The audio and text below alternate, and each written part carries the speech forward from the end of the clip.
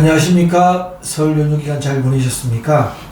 저도 오랜만에 지인들을 만나기 위해서 서울 시내 이곳저곳을 잘 돌아보았습니다. 그런데 말로만 듣거나 아니면 여러 매체를 통해서 전해들은 한때 잘 나가던 유명 상권 지역, 이를테면 압구정 로데오거리, 홍대 정문거리, 그리고 종로 지역 등에서 유독 임대 문구라고 적힌 빈 상가들을 많이 보게 되었습니다. 새삼스럽게 우리나라의 상권의 현실과 중소상인들의 어려움에 대해서 생각을 해보게 되었습니다. 그래서 오늘의 주제는 상가에 대해서 상권 활성화를 위한 임대인의 현명한 결단이라는 제목으로 내용을 채워나가도록 하겠습니다.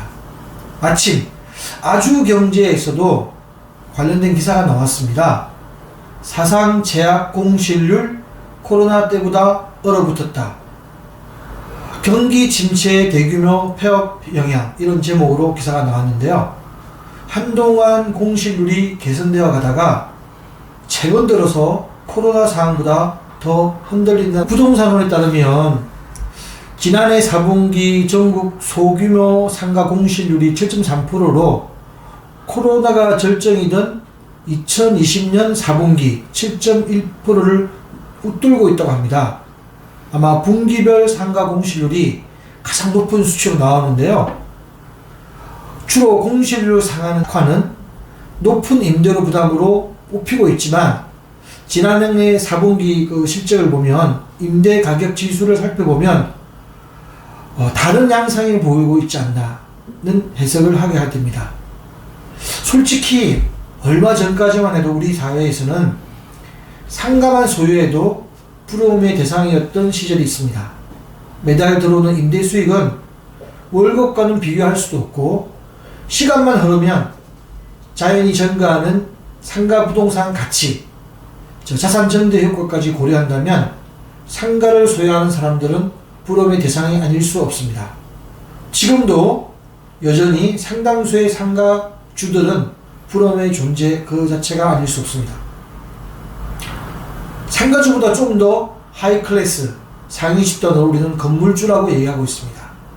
건물주도 1층, 2층 상가에 그 외 사무실을 포함하는 경우가 많기 때문에 상가하고 상가주와 크게 다르지 않습니다.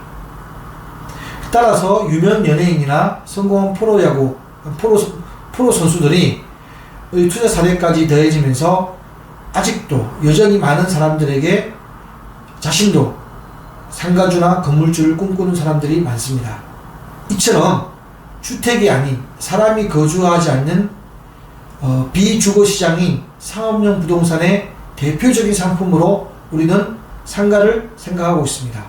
그리고 이 상가는 한동안 확고한 투자 상품으로 지위를 누려온 것은 자명한 사실입니다. 이렇게 확고 부동함에 변함이 없을 것 같은 상가의 위상에 변화의 조짐이 오기 시작했습니다. 제가 볼 때 변화의 큰 흐름은 두 가지라고 봅니다. 단기간에 급격하게 늘어난 상가의 공급량이 그 하나의 원인이고요. 또 하나는 코로나로 인한 코비드19 상황입니다. 특히 코로나 상황은 상가엔 직격탄이 되었습니다.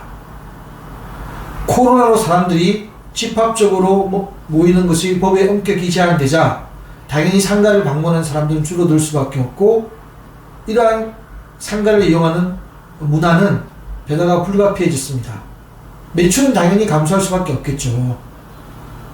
배달업종처럼 코로나 상황에서 특별하게 호황을 누렸던 일부 특정 업종은 또 있겠지만 전체적인 상권의 상가의 시장은 무너지기 시작했습니다. 상권 경제가 무너지면서 상인들은 몰락하고 폐업은 줄을 잃었습니다. 지금은 코로나 상황이 종식되었지만 그때의 상황을 경험한 사람이라면 다시 예전처럼 상가를 예전처럼 임대해서 영업을 재개하는 것은 쉽지 않은 일입니다. 저는 그렇게 생각합니다. 상권의 붕괴와 상인의 몰락의 궁극적인 여파는, 효과는 결국 상가주인 임대인에게 기결될 수밖에 없습니다. 상권의 붕괴는 이렇게 얘기할 수 있습니다. 일정한 지역을 중심으로 장사가 잘 안 되어서 더 이상 영업을 계속할 수 없는 상인들이 증가하는 현상이다 라고 정의할 수 있습니다. 쉽게 얘기해서 상권의 붕괴를 막으려면 설사 손님이 좀 줄어든다 하더라도 비용이 줄어들게 되면 생업이 직업이 상인들의 입장에서는 더 버틸 의지가 생기고 결과적으로 집단적으로 폐업하는 경우를 줄일 수 있는 얘기와도 일치합니다. 한때 유명한 상권으로 이름을 날린 지역일수록 비용 중에서 임대료가 차지하는 비용은 소상공인에게는 매우 클 수밖에 없습니다. 장사가 조금만 잘 되면 임대료 상승이라는 카드를 놓치지 않은 임대인의 수양도 있습니다. 하지만 임대료 인하에는 하방 경지성이 있는지 임차인의 부담으로 전적으로 돌립니다. 결국은 물가 상승으로 이어질 수밖에 없습니다. 국민의 세금으로 운영하는 정부는 그래도 형식적으로는 경제정책의 일환으로 서민 경제와 상권 활성화에 노력하고 있는 듯 보입니다. 그에 비해서 상권을 형성하고 있는 상인을 지탱하게 하는 또 다른 중요한 축인 임대인의 특별한 노력은 보이지 않다고 봅니다. 이제는 임대인이 직접 나서야 할 시기가 되었습니다. 관련된 사례를 하나 들어보겠습니다. 코로나 시기에 코로나로 무너진 상가 상인들을 위한 정책의 일환으로 소위 착한 임대인 홍보 캠페인이 있었습니다. 저는 그때 한 유튜브에 출연해서 전혀 다른 관점으로 이야기를 한 적이 있습니다.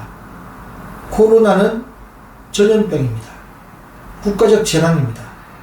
우리가 홍수나 극심한 가뭄이 발생하면 이 같은 자연재해로부터 국민 개개인이 피해를 입는다면 국가는 법에 따라서 이들에 대한 피해 구제에 나섭니다. 피해 복구가 100%가 아닐지라도 상당 부분 피해 복구가 이루어져야 하고 많이 노력을 하고 있습니다. 이러한 국가의 지원에도 불구하고 복구가 안 되는 부분은 소유자인 개인이 부담할 수밖에 없습니다. 개인이 할 수 있는 방법은 이에 대비해서 보험에 가입하는 그런 방법이 있을 수 있겠죠. 이처럼 임대인은 임차인에게 목적물인 부동산을 사용 수익하게 할 의무가 있습니다. 그 대가로 임대료라는 반대급부를 지급받습니다. 주거나 상가도 동일합니다.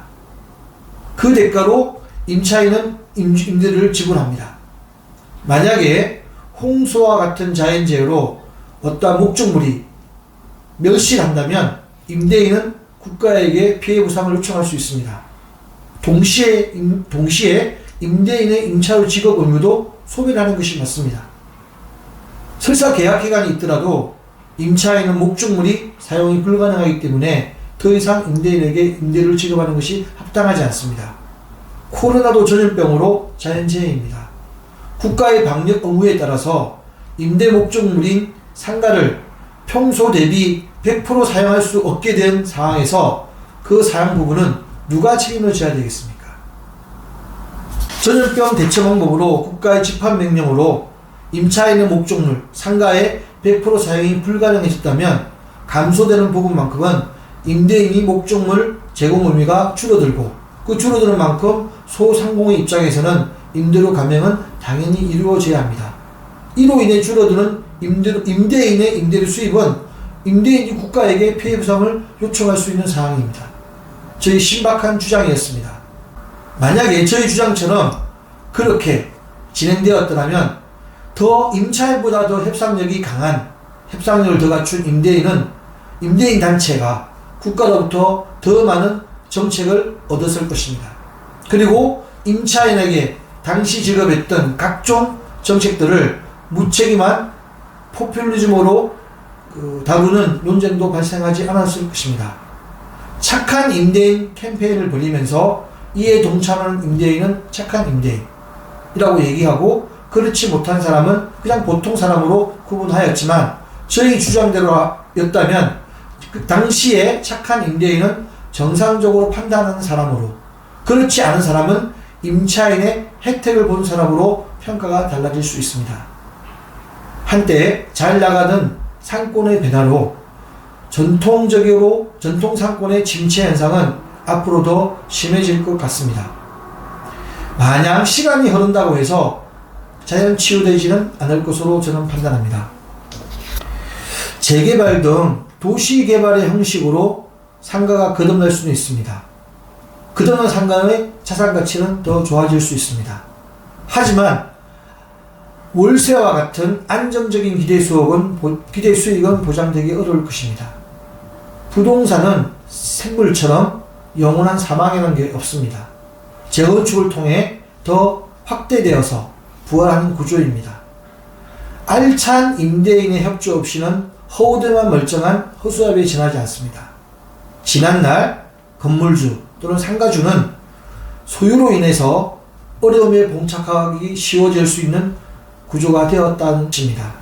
특히 우리나라처럼 자영업 비율이 매우 높고 건설업이 주된 산업으로 이루어지는 현실에서는 더욱 그렇습니다. 최근에 제가 한 지인으로부터 검토를 요청받은 사안이 있습니다. 한때 로데오 거리로 잘 나갔던 압구정 소재의 상가 매물이었는데요. 대로변에 위치하고 해당 토지의 제곱미터당 공시지가가 3천만원 정도, 한 평으로 치면 1억 에 육박하는 그런 물건이었습니다. 대지지분도 40평이나 됐습니다. 그런데 이 매도 예상가 대비 월세 수익률이 2.3%에 지나지 않았습니다. 매수 희망자는 장기간 보유할 생각으로 의뢰를 했습니다. 저는 그렇게 얘기했습니다. 그래서 10년 이상 보유하면서 투자 수익률과 정상적인 투자 수익률과 은행의 정기 예금 수익률 차이만큼 금융적인 손실과 각종 보유세 등 세금 문제를 부담하면서까지 버틸 계획으로 이 사람은 문의를 했던 내용입니다. 그래서 저는 타인 자본의 차입금이 없이 거의 100% 자기 자본으로 계획대로 10년 이상 유지할 자신이 있으면 구입해도 좋다는 의견을 피력하였습니다. 상가의 자산 가치는 공실이 발생하면 월 임대 수익은 당연히 사라집니다.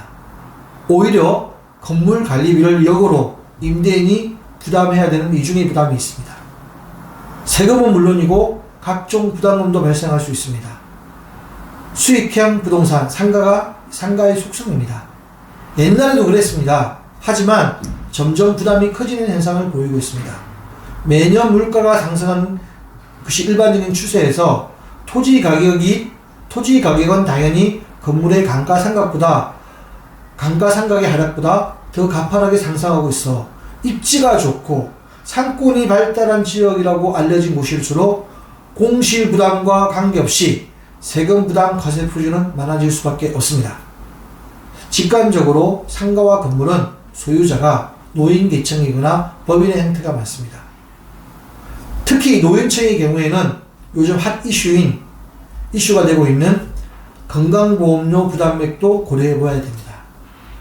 우리가 하우스푸어란 말이 보편화되고 있듯이 상가가 샵이죠. 샵푸어 또는 빌딩푸어란 신조어까지 생길 판입니다.